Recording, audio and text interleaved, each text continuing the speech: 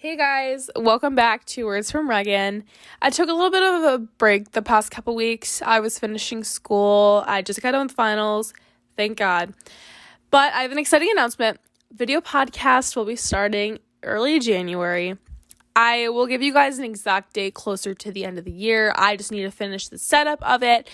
I'm still waiting to get my microphone because I don't want to order it yet because I might get it for Christmas. So I will give you guys an exact date closer to the end of the year. I'm probably just going to be doing it like on my bed. Like I like the cozy vibe of it. But that'll be probably like early January to mid-January. So be on the lookout for that. I'm so excited to actually start video podcasts. And I know I'm a visual person. I love seeing people like talk instead of just listening to audio. So I'm excited for that. But with that, welcome back.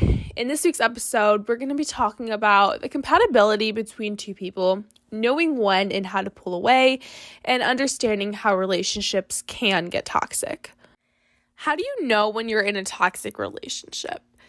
The way this looks different for everybody to realize, but some questions you can ask yourself are, am I respected? Is it always my fault? Are they always throwing the blame on me? Is the scale and conversation always about them and never about me? Do you have more bad times, more arguments than good moments, and deep talking to fix stuff? And then what happens when you bring something up to them, like your feelings, communication?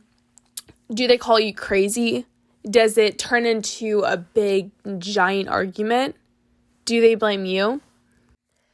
This tells a lot. The right person will work for a resolution and not make things blow out of proportion.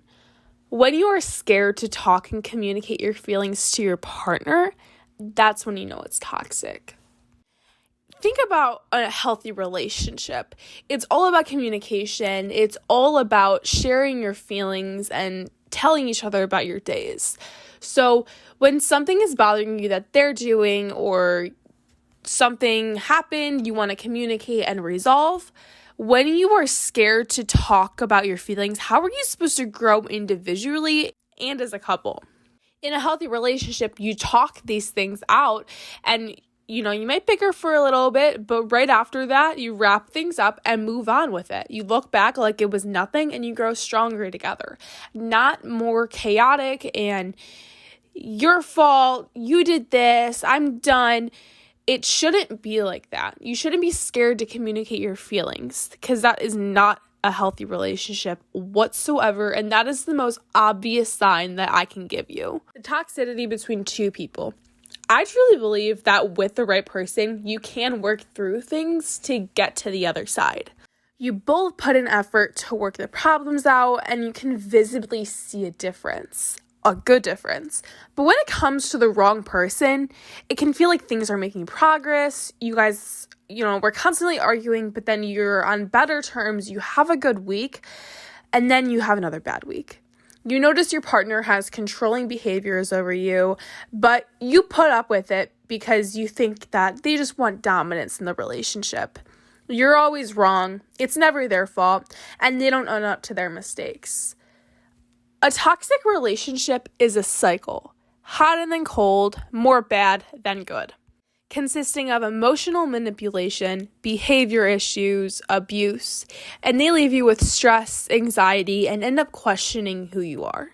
A relationship should leave you happy, not the opposite and stressed and confused. You know you're in a toxic relationship once you see the cycle unfold. And you yourself might not be able to spot it immediately. Sometimes it takes friends and families telling you or realizing you're betraying yourself. A toxic relationship is a cycle. You have a good period of time, and then something happens where you continue to fight for days upon weeks. And then you have a glorious period of time where you guys both realize what you would lose if you were to break up. So you make things work. After that, goes right back to that negative, harmful, toxic cycle. It's a never-ending cycle, and that's why you're wasting time.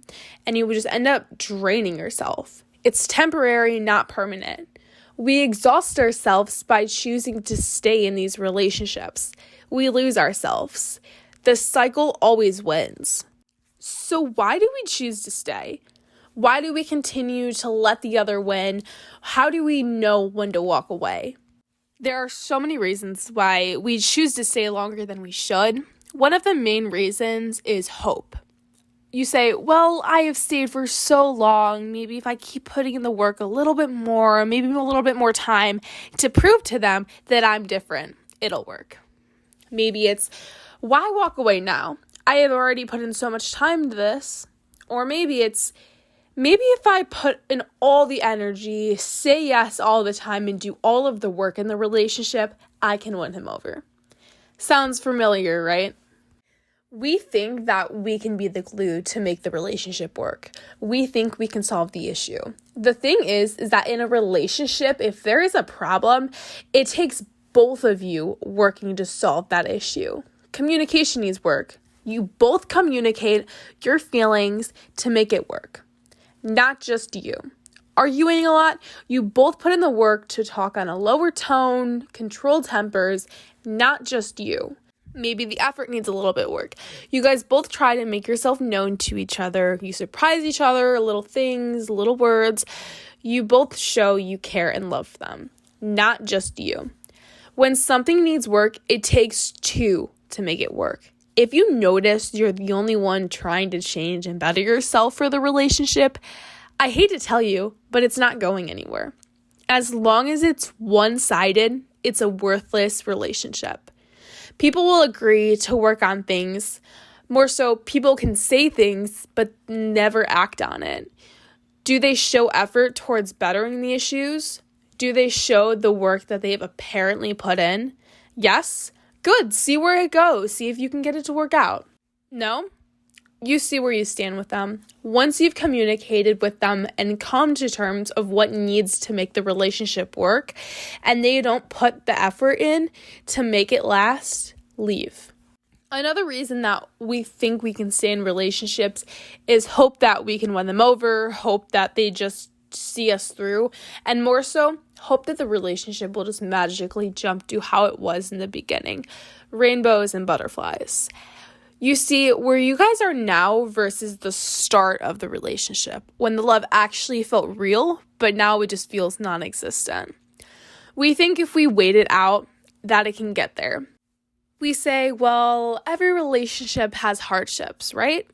Yes, but with those hardships, the two of you grow closer. You learn and grow individually and together, not farther apart from each other. You guys come to terms on how to solve the issue and how to better for your future. You're not in a cycle where you have a bad week, then a good day, then another bad week. You don't have more bad than good. If you're at that point in your relationship, you have to ask yourself if it is worth staying for you and for both of you. We think that it can just jump back to how the relationship felt in the beginning, but the truth is that people change every day. Relationships change. So how can things be the same?